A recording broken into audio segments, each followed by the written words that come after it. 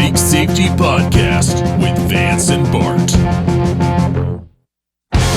a trap, and there's no comfort fitting in a fake safety that no one believes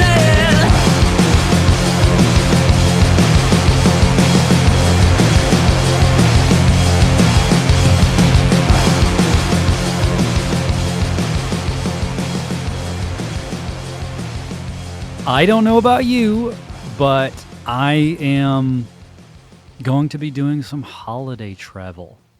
Let me tell you, it is awful.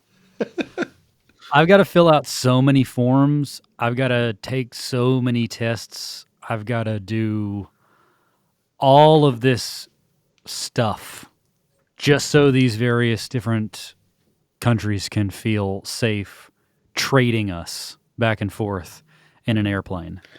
Oh wow! So you're not just like going to Florida.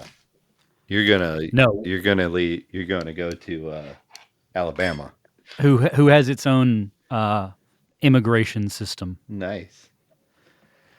But either way, let me tell you, I am not looking forward to jumping through all of these hoops just to get on a plane.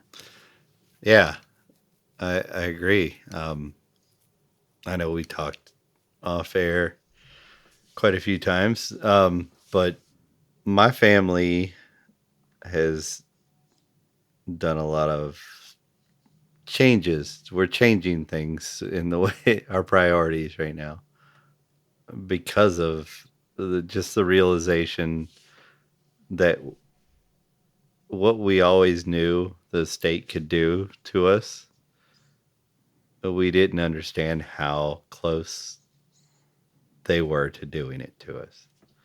You know, if you would have talked to me 2 years ago, I wouldn't have thought that the state was in a place that they had enough control to lock people in their homes or use the police to forcefully inject mentally disabled people in California.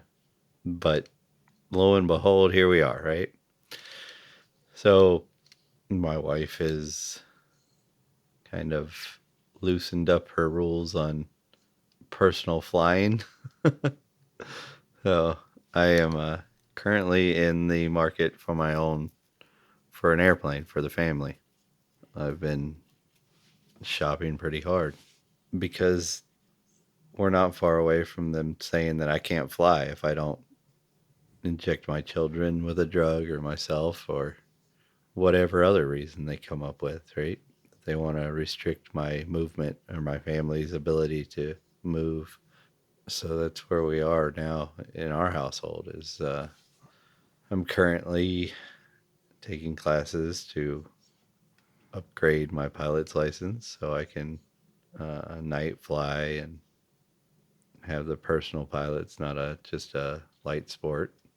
But if you think about the misallocation of resources, for that to be something I wasn't going to do before, and now it's something that I feel that's necessary for my family because I don't feel confident that I could just get on Frontier or not Southwest, but Delta anytime I wanted to pay the money to get on it. Instead, I'm getting a specialized pilot's license and buying an airplane of my own, putting it in a hangar just so my family can feel safe, a little more safe. It does bring to light the point you're making around resource allocation. If things were to be left unfettered and the various different airlines were just susceptible to, let's just say, market forces, the things that all the capitalist folks love to talk about. Mm-hmm. If we leave it to market forces, then yes, maybe 8 out of 10 airlines will force vaccination and mandate that or whatever. But because it's not done at a state level, maybe 2 out of 10 airlines don't. Hmm. And let's say you even pay a premium because, one, they know they can get away with it. Two, they're having to operate with some extra level of liability that the government has put on them. Who knows? Insurance companies have put on them. I don't know. But even in that situation, you are prepared to use more of your resources and pay a higher fee to do what you feel you need to do. And that would, of course, be still a misallocation of resources because you're paying a premium for nothing. But compared to the extreme of what you're actually going to have to do, Hmm. it's pennies. Yeah, I mean, you're talking about renting the hangar space for the plane, the upkeep, the constant inspections that you have to get to prove that your airplane is airworthy. Of course, I always with my planes I get them classified as experimental.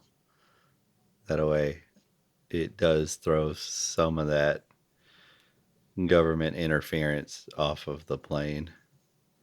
You can focus more on the actual the plane as opposed to all the bureaucratic BS. But yeah, it's a huge deal. I'm not going to sit here and say that it's not cool. Like I'm not kind of thrilled about getting a new plane or whatever. But to be honest with you, we had it in the works that I was going to build a Cobra Daytona, like a kit from Factory 5 of the Daytona, the old 60s model. And I was going to put a modern engine in it. My wife was really digging that. The kids thought it was cool. But now, But now there's no, I can't do both of those things. It's not that I don't do pretty well with my job, right? But this podcast is very lucrative. it really is. It pays for all that, right? It's the principle of the thing. You don't want to look like that guy, You don't want to look like the guy with a multi-billion-dollar podcast. right? When I bought this house, I was just running a remodel company in a bunch of different states. And now I'm this major podcaster, Yeah, now that you have global reach, right? I've already got like the big fountain in the front of my house now with the like the Cupid peeing. is it in the front or is it in the rose garden? It's no, it's like in the middle of my driveway. Which driveway of which house? Because now that we have ones of listeners, I know that you've expanded your real estate portfolio. Yeah, we make a lot of money doing this, buying airplanes and shit like that. But I think there's actually something in that. Talking a little bit about real estate, I know we're being a bit cheeky there, but real estate could be another option for hedging your bets, right? Yeah, Because you're talking a little bit about your plane as an option for how you can increase the scope of your own personal liberty and safety. yeah. So you're looking in today's society. I know there's a lot of people. I mean, what? There's that big push. A bunch of people just moved down to Mexico, right? Apparently, there's just a bunch of libertarians in Mexico partying now. Where are they? I love a party, but not the Libertarian Party. Where were they? Robbie the Fire Bernstein just went down there and did a comedy show. I'll just Sorry, Google just- good sandwiches in Mexico. Yeah, there you go. Apparently, there's a bunch of them moved down there. So, I mean, that's an option for liberty. If you feel, say, if you went there to visit and you felt safer there or more free, that's an option for you, your family, whatever. There's a lot of different things that people do. Something that I'm very interested in is getting dual citizenship. That way, I have more than one passport. So you have one U.S. passport and one vaccine passport. Yeah. Yeah. And what homesteads? I know that you and I have both talked about finding a piece of property that we can divvy up, maybe put some rental things on it or whatever. But really, the goal would be to make a semi self sustaining homestead. But even that has risk. I mean, all of these have risks. But what we know today is you can't just sit here and live in the city societies that you are used to living in and expect to live free or safe from government overreach. So there's going to be things that you our listeners have to do to protect yourselves from the state, from I don't know the Karens. It is funny that we've made them into a meme to ostracize them, right? The Karens of the world were this meme of some lady who says, "Can I see your manager?" and complains about everything and is just a busybody. But then somehow he put them in charge of everything. Somehow. And now we've emboldened them to turn in their neighbors. Yeah, I saw a YouTube. The police were using the term Karen for a lady telling them what they weren't allowed to do. So they were calling her a Karen, the police. This was a pro police YouTube video. Only could watch the very beginning, and I was like, oh, whatever. I'm done. Because the YouTube algorithm has clearly figured you out. Yeah, so if you're into guns, they think you're into police too, which is dumb because the police are who takes your guns and kills you for having them. I think that might be true, but it may not necessarily mean that those folks are as acutely aware of that as you and I are. Yeah, I know. I talk to my cousins all the time. Yeah, when people talk about the Second Amendment, it's a pretty short jump for them to talk about the Fraternal Order of the Police or whatever. I don't know. I'm winning them over though. I still can't stand seeing one of those "Don't tread on me" and a blue line sticker on the same vehicle.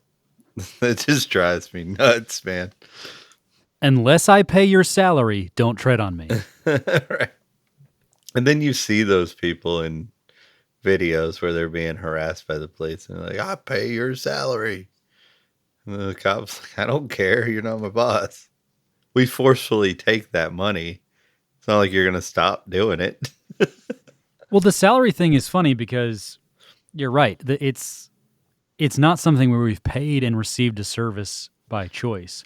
So when people say, "Oh, I pay your salary," it should be more like, "Oh, you stole money from me. You don't get to also tread on me." You don't get to beat me up and take more of my shit. Yes, we do. You know, we absolutely do. And you're going to continue to pay for it. My parents have opened their eyes to that. My cousin has started coming around to that. So ever since the riots, when I was like, look, because you and I we didn't realize the riots were going to get like they did, or we didn't think that COVID was probably going to go as far as it did, but we knew that that was where they wanted it to go Yeah. and what they wanted to do. So when the riots started happening, I was like, look, they're always talking about the fucking courthouses. I guarantee you they don't give a shit about the private. And here comes out all the fucking videos of right down the street, the CVS getting kicked in, some old lady that owned the place getting drug out and beat up, all her shit getting taken, and the cops are just right down the street protecting the fucking courthouse. I was like, I told you that was what, and he has come around to that. He's like, you're right. They don't work for me. They don't. And I think it's just because most people have the default where in a lot of situations, you never really interact with the police. I would say most people, on average, won't get pulled over. Some even once in their lifetime. They won't really be in Bart's car. exactly the prime real estate for getting pulled over. Yeah, You know how they like me. you remember my Mohawk? I got pulled over a lot. I was always driving late at night. But for folks like you and I who are driving late at night or, in some of the smaller towns late at night, especially. Mm-hmm. But on average, if folks don't have interaction with the police, they just go with the default, which is the fact that the police are here to serve and protect. And I'll be honest, there are a lot of people who go into policing believing that that's what they're supposed to be doing and that's what they're for. So it's not ridiculous to think that that's what people think by default, but you come around to it. Yeah. And those are the types of things that you need to be ready for when it happens, not after it happens. So when you think about these things like a plane or finding land elsewhere or, I don't know, seasteading. Oh yeah, that is fascinating to me. It still is. I know the active seastead was taken over by a military and stolen from the people, and they had to evacuate it. But I like the idea.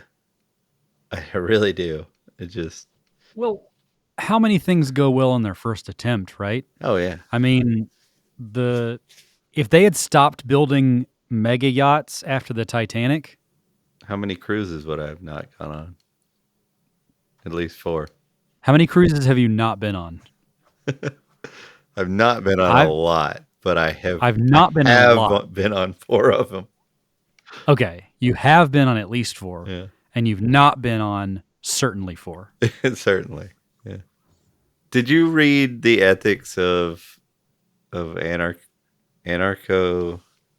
capitalist ethics or the ethics of anarcho capitalism?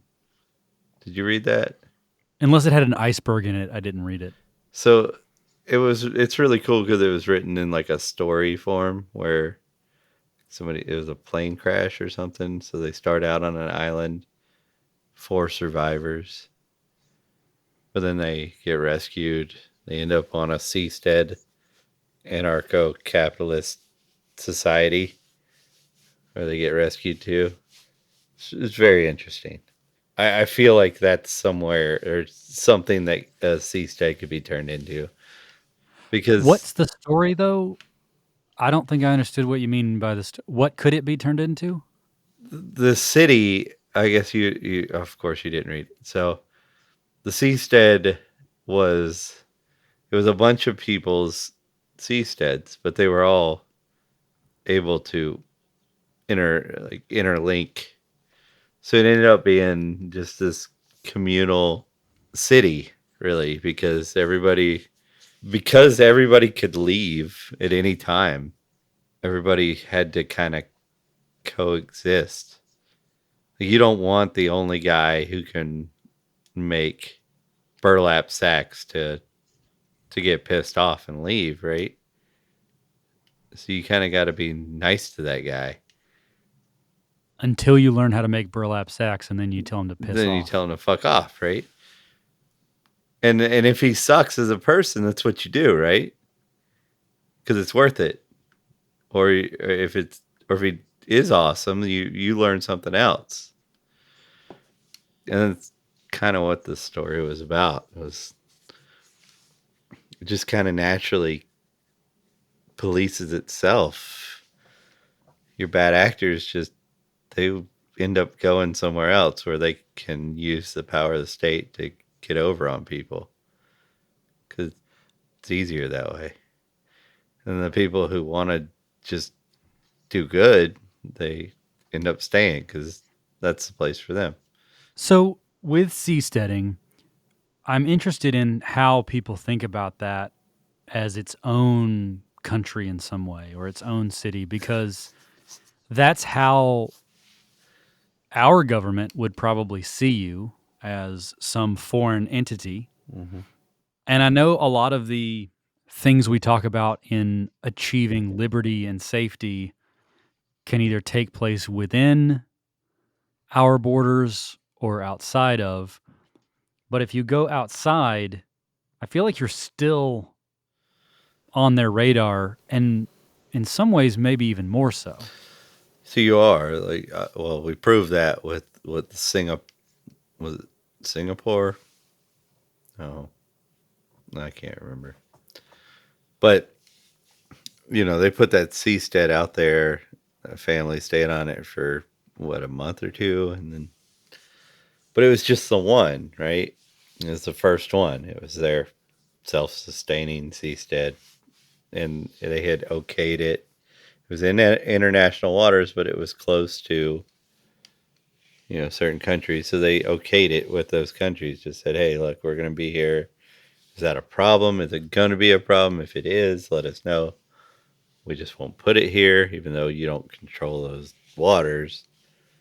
We're not trying to make an issue. And of course, they said okay, and then they're like, "Well, that looks like something we could use," so they came and stole it. So that's an issue, right? That's free market problem. All right. Yes, free market problem dealing with the government, but all right. So we need to come up with a solution to that. And that's where like the Seastead City thing was. Yes, it's in a book, it's a theory. It didn't happen, but it's a bunch of them, right? and they're the primary company that built, I guess, the units, the base floating units, is a security company. And the security company has purchased the Seastead part from another security. Apparently, one of the security companies went not in the way of liberty. The people were bailing on the whole idea, and it became not lucrative. So another security company that did have ideas of liberty bought it, and then it became lucrative because the right company owned it. So they deal with things like foreign powers coming in with their navies and whatnot mostly through just internet publicity, using cameras and just very well documented and thrown out on the internet that we're peaceful people here, and here's a foreign power that says it's doing good, muscling on us.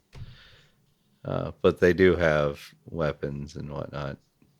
Well, and I don't want to be too cynical about it, but even if you have a foreign power infringing on you and it's documented and proven and shown, is that enough? Because I have to say, if you look at the way the governments are treating even their own citizens right now, that is well documented and put out into the world and on the internet, who is going to come defend you? No, it's not enough. And in the book, it wasn't necessarily enough either. But in most circumstances, it was. There's depending on the government that's coming after you. If it's so, let's take examples of what goes on today in the world. If America comes after you, it's not going to be enough. But like, if Venezuela? yeah, Venezuela comes after you, and you show that they're not being, nice or moral people, and you get it out on the internet, then yeah, the public outrage will probably be enough, where they don't want to deal with that, right? So it's just not a again, a reason for the free market answer is it's not a one size fits all answer. If we consider the globe its own free market, though, and the U.S. is this mighty power that has a huge military, how should the globe respond with a better solution now that we've run out of land? Well, we don't want a military conflict as libertarians or as ANCAPs, right? We want to find liberty in a peaceful way. So that's what we're gonna do. Some of us are gonna move to Mexico. Some of us are gonna move to some little town way outside in supposed China borders that's become like a little ANCAP village. But Wait, where is this? there's somewhere in China that a couple more than one person lives in the liberty scene. That's like it's just so far outside of like the main, you know, way on the outskirts of China in the China lands, whatever their border supposedly is, right? That they just don't. It's not worth it to enforce anything out there. So it's become like this little ANCAP society. It's kind of cool, right? In China. So So, there's a city in Mexico that's done it. Um, the seastead idea that didn't work, but it's not that it's a bad idea. I think there's a lot to do with that. I think all these things are wonderful ideas, and I think we need to keep doing them because what's going to happen is we are going to become the majority. The bigger the government gets, the more intrusive it gets, the more world dominating it gets, the more people are going to be looking at things our way. So as long as we keep trying all these different things, one of them's going to catch on, and everybody with that kind of mindset's going to end up kind of more of a steering that direction, and it'll be a good thing. But until then, we've got to protect our family because, unfortunately, the facts are is you and I are living right now, right here, right now, just like the song says. We have to come up with a solution for us and our closest friends or our closest family. Me, airplane, property, somewhere outside of just prying eyes, just not downtown, right? Not going to go buy a condo to stay free. Other people are moving to Mexico. People are moving to Singapore. Singapore? No, Saipan. I knew that didn't sound right. Saipan. People are moving back from Saipan, apparently. A couple of guys moved back. what did they find in Saipan that they did not like? I haven't heard anything serious that they found that they didn't like. From what I gathered, at least one of them was more like they didn't like living there. It was just, I guess, a lot of these guys that I listen to that are kind of trying this expat thing for the first time are city guys from California. Being an expat from the city in California is probably a little different than being an expat from the swamps of Florida. I'm a hands-on kind of guy, somebody who could build things, fix things, right? So the place that I'm going to thrive is different than the place that a lot of these guys I listen to will thrive. And I think that's something that we all got to remember when we're looking for that place is what do I bring to the table? Is this the kind of land that's right for me? Well, and is that even the answer?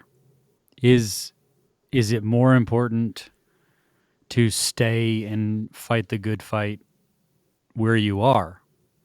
Yeah. But these are all things that we have to kind of weigh. We have to weigh them day to day because things change every single day.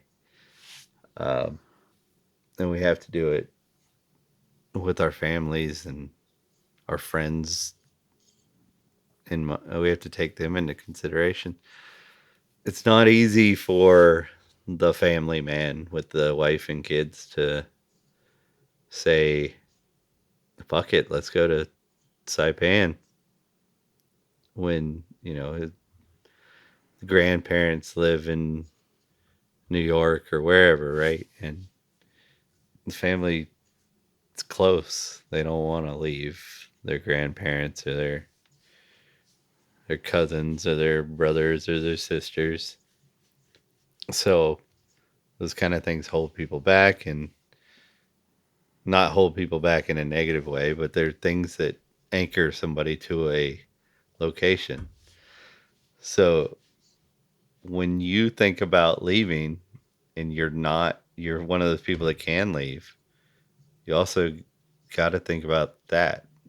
You got to think about the fact that you're not the only person with a liberty minded uh, that's liberty minded. There's other people that are anchored to this place. And has it gotten to a point that I feel like I need to leave and not help these people anymore? Like gone beyond that for me. And it can go beyond that. It will go beyond that if it keeps progressing. And that's, if you decide that it's time for you to go, that's not, I'm not talking shit about that. That's a decision that you should make. And if you decide that you got to go, then more power to you. But um, we should try to stay maybe a little longer than it's comfortable for us, because there are people that can't leave yet, that aren't to that point. Maybe we should help them out a little bit. And that's why it's worth investigating your different options where you are as opposed to flying the coop. How can you prepare? How can you live off the grid while still being in the city? You know? Mm-hmm. Cuz you can still take advantage of things like solar, Mm-hmm. things like growing your own food, things like filtering your own water. Yeah, or I mean, in my case, mine the airplane is a way for me to stay longer. Because if I weren't to buy the airplane, I'd feel like it was more important for me to get out of here now before they won't allow me to leave. So by buying the airplane and paying for the hangar and getting the pilot's license, the upgraded pilot's license, paying all this money, I'm able to stay here longer and fight the fight. So misallocated resources, but at least they're for a good thing. It's just unfortunate that has I have to fight it this way. But those are things that you can take into consideration as a listener. You could say, all right, I want to stay here longer. Let me prepare to leave quickly. That way, I can stay longer. Because if I don't prepare to leave quickly, then my window of opportunity to leave is smaller. If I prepare to leave quickly, then I've got a bigger window of opportunity to leave, because I could stay right up to the end and then I can go. You know, Those that's a I guess it's not a little thing, but it is. It's something that somebody can do who really doesn't want to leave yet. You can just start preparing to leave faster. That's all. Can start buying gold. Yeah, buy gold, buy Bitcoin, buy silver. The little, like you get your 1 ounce pieces, but then there's the little, what are those? The little tiny bits that are like $20 worth of silver. What are those called? I don't remember. Slugs or something. Little things like that are great. I love silver. Believe even though silver is maybe not a good investment if you're like investing in currencies at the moment because it's all manipulated right now. But I like the idea of like owning gold, but silver just for like buying groceries or whatever. When the shit hits the fan, those small purchases will probably be easily done with silver, I think, or Bitcoin. One thing that I will say about the cryptocurrency or anything that is digital, just be mindful of the infrastructure you use for that. Mm-hmm. Absolutely. Because if you are using something that is requiring you to be a citizen of a certain place or identify yourself in a certain way, or let's just be honest, use the internet that you pay for by using essentially a federal utility, you need to have alternative paths to those things. Yeah. You know more than me about that, but I certainly know diversifying and staying off of companies that are centralized in the United States or even just a company in general can be forced to do things. It doesn't take much force either. I mean, look at Coca-Cola. We talked about them with Stacey Abrams. Remember? uh, Making sure that the All-Star game wouldn't come or to Georgia because they required IDs to vote because black people couldn't get IDs or something. Now, by the way, she's saying that was it Amazon?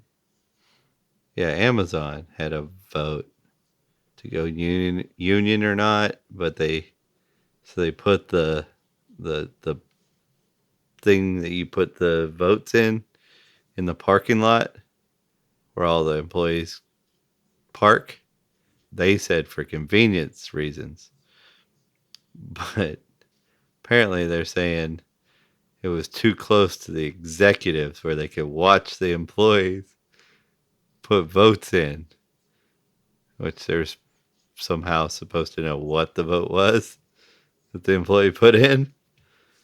So it was intimidating people not to go union. That's why it didn't go union. What? Yeah, and apparently minorities, there was a minority thing in there too. Wait, so the box for voting is in the parking lot, and is everyone voting? Or is it just a matter of like, if I see you at the voting box, that means you're pro union? Is that what that No, means? it's everybody, like it was a yes no vote thing. I guess you could not vote if you wanted to. Yeah. So is there something to be determined if you abstain? I don't know, man.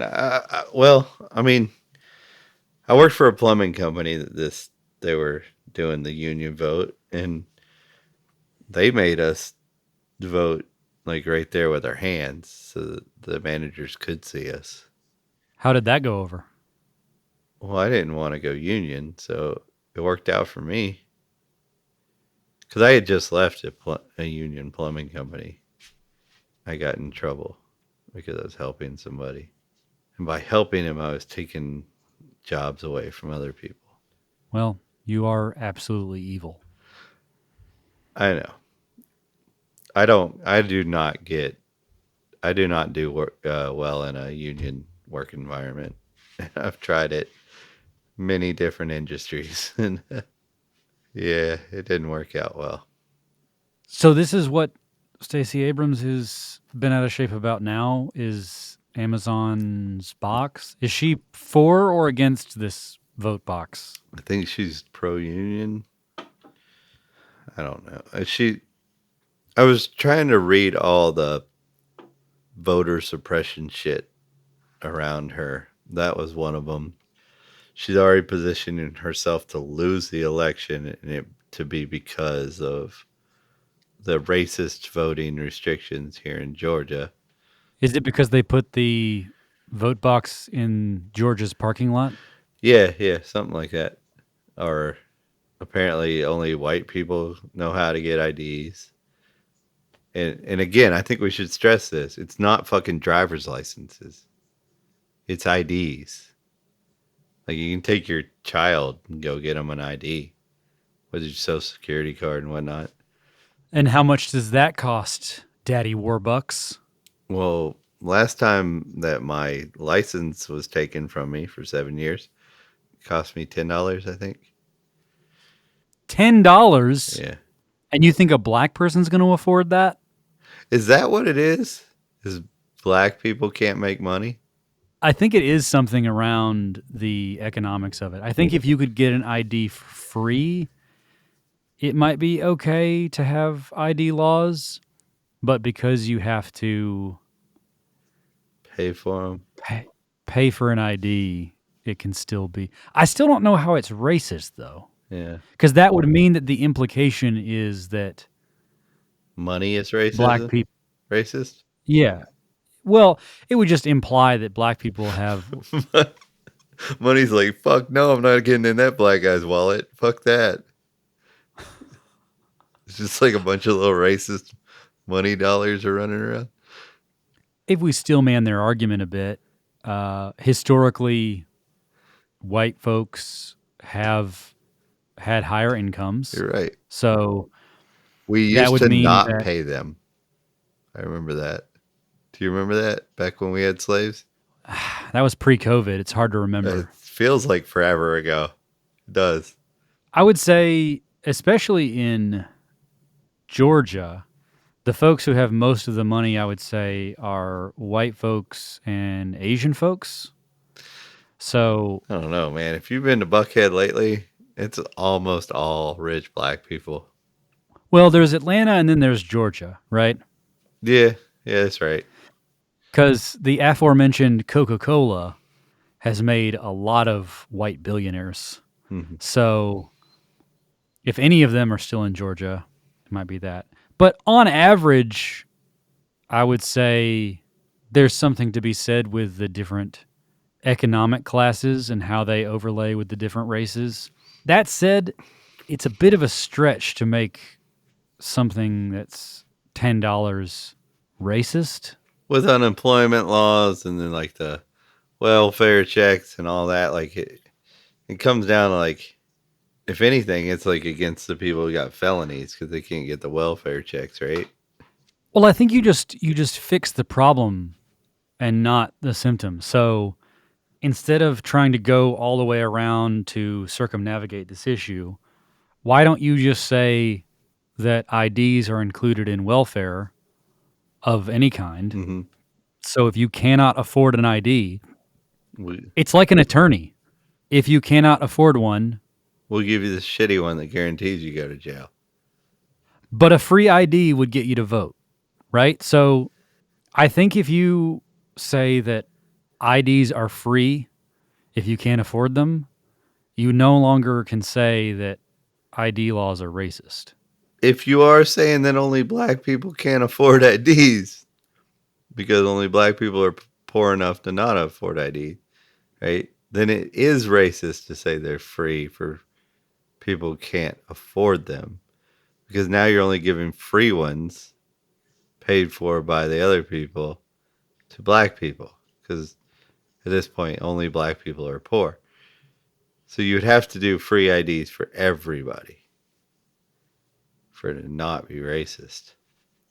Can you be racist against white people? Webster? No.